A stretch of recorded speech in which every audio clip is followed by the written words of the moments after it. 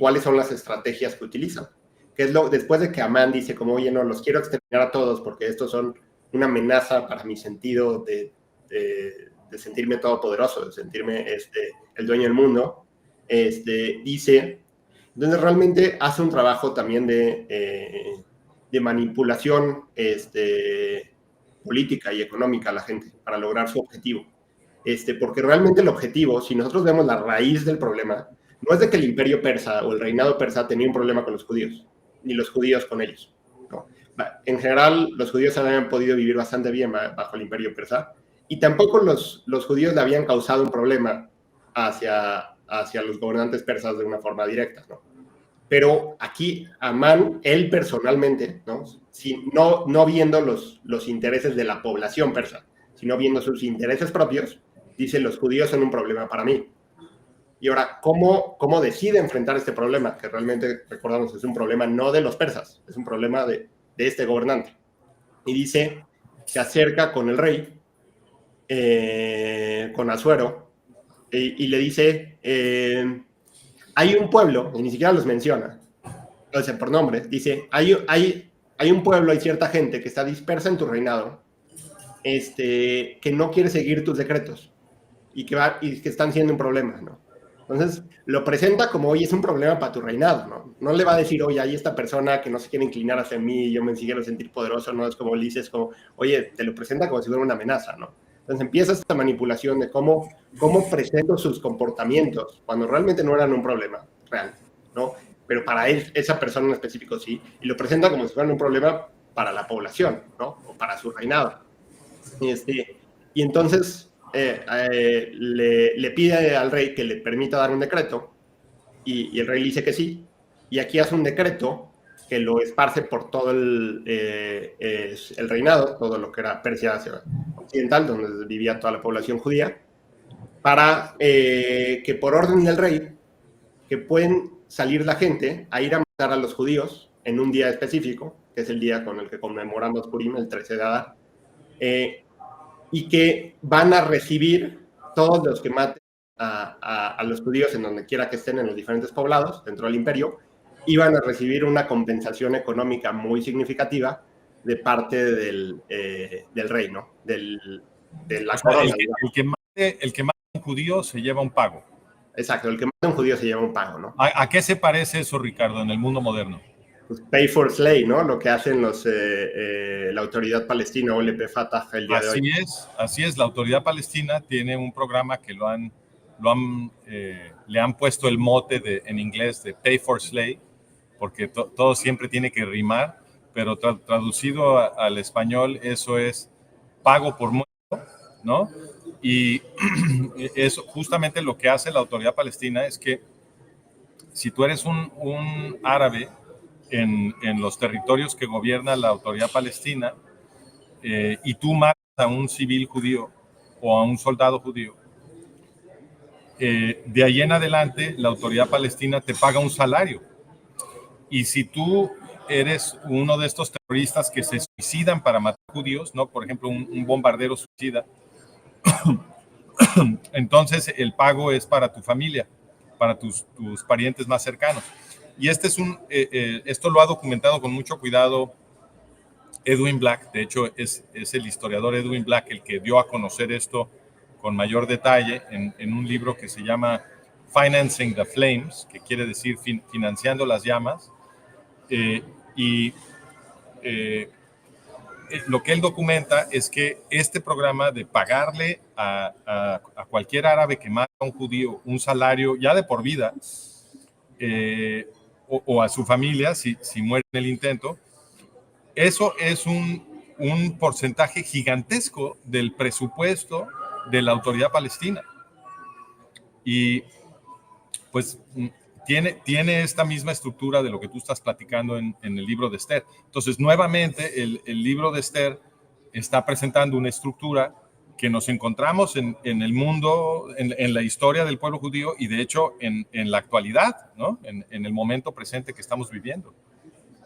Sí, no, totalmente, ¿no? Y por eso es tan importante y por eso yo creo que es este decreto de, oye, ¿por qué lo celebramos cada año, no? Porque hay como este decreto en el pueblo judío que tenemos que celebrar, y no nomás tenemos que celebrarlo, ¿no? Porque hay una parte del festejo de más disfraces, pero una parte clave es, se lee la historia de Esther dos veces, ¿no? Durante el día. Entonces, lo importante es eso, ¿no? Lo importante son esas lecciones que aprendemos, que realmente nos las tomemos en serio, que no las veamos como un tema, oye, eso es lo que sucedió, sino el punto de todas estas prácticas es recordarnos darnos estas lecciones para saber cómo actuar el día de hoy, cómo analizar nuestra situación y cómo enfrentarla, ¿no?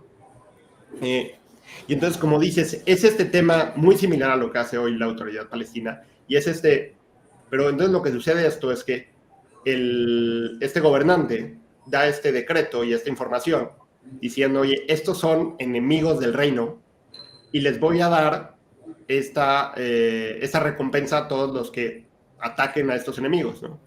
Pero no es lo que sucede con toda la población, que a lo mejor no tenía un problema directo con los judíos, o realmente no le está sucediendo nada. Oye, me los presentan a esta población sobre las que a lo mejor están un poquito como dispersos, son pequeños, no conozco tanto sobre ellos, pero me los presentan como si son un problema para mi existencia, son un problema para mí, ¿no? Como a lo mejor gobernante local o líder o lo que sea, o simplemente ciudadano, y no nada más me los presentan como si son un problema para nosotros, para la población en general, sino me dan una recompensa muy grande de atacarlos. Entonces, pues, ¿qué sucede? Pues es un tema de una manipulación. Oye, pues sí son mis enemigos, ¿no? Sí me la quiero creer, yo quiero tener esa recompensa, entonces pues les voy a tomar la palabra como si fueran mis enemigos, pero cuando vemos de un inicio que realmente no había ningún conflicto con la población, realmente el conflicto fue personal con este gobernante, era Amán, que estaba viendo por sus intereses y no los intereses de la población sobre la que gobernaba. Y aquí es a mí donde se me hace, pues también esta similitud tan grande, donde siempre vemos de que es, oye, ¿por qué estos gobernantes en países árabes, en Autoridad Palestina, pero también en Occidente, en Europa, en Estados Unidos, oye, nos presentan el antisemitismo y los temas de Israel desde un foco donde nos manipulan para pensar que los judíos son un problema para la población, cuando realmente no es el caso. Son un problema para la élite gobernante que está viendo por sus propios intereses. Pero obviamente no pueden decir eso. Entonces dicen, no, mira todo esto, mira lo que están haciendo, mira lo que están haciendo. Eso que hacen, esa manipulación para ellos es necesaria porque obviamente que la tradición judía fue creada para defendernos a todos. Entonces, el gobernante que nos quiere oprimir a todos, pues tiene que encontrar la forma de reclutar a la población al ataque antijudío, porque si no hace eso, lo que naturalmente va a suceder es que la gente de a pie se va a aliar con los judíos. ¿Por qué? Pues porque la ley de Moisés está diseñada para defendernos a todos. Y ni siquiera nos tenemos que convertir todos al judaísmo para gozar de esos beneficios. Basta con que los judíos influencien el sistema político. O también está, como hemos dicho en este espacio, está la categoría de los Bnei Noach, es decir, como la traducción del hebreo al español sería los hijos de Noé, que somos, porque yo me incluyo en esa categoría, somos los gentiles, es decir, los no judíos, que respetamos y aceptamos la tradición judía como la religión verdadera, pero no nos convertimos, ¿no? Seguimos siendo gentiles, con nuestros propios sistemas legales, etcétera, pero sí adoptamos las 7 leyes de Noé, que son las leyes básicas de la ética, ¿no? No asesinar, no robar, no ser infieles con nuestras esposas, con nuestros maridos, etc. Leyes muy básicas de la ética.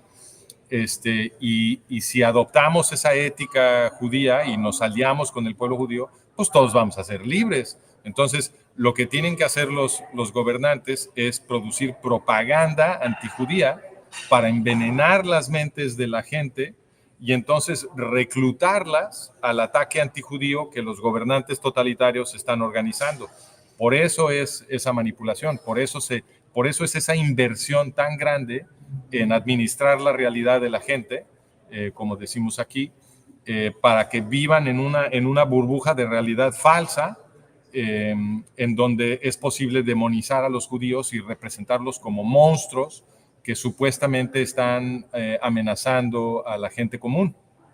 Y eso fue lo que se hizo en la Segunda Guerra Mundial. En la Segunda Guerra Mundial hubo una propaganda muy importante que se llamaba los protocolos de los sabios de Sion, que lo que le decían a todo mundo con esta propaganda era que los judíos supuestamente estaban tomando el control de todas las instituciones de Occidente clandestinamente, y que iban a usar ese control para destruir la civilización cristiana. Eso es lo que le decían a la gente.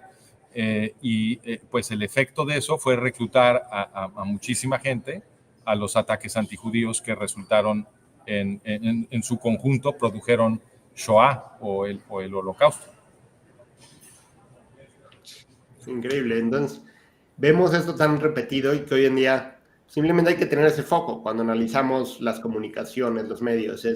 Oye, sabemos que siempre manipulan la información para mostrar al pueblo judío de esta forma, ¿no? Entonces, pues simplemente hay que tomárnoslos en serio, ¿no? Esa historia, esos aprendizajes, es decir, para analizar las cosas que están sucediendo hoy en día.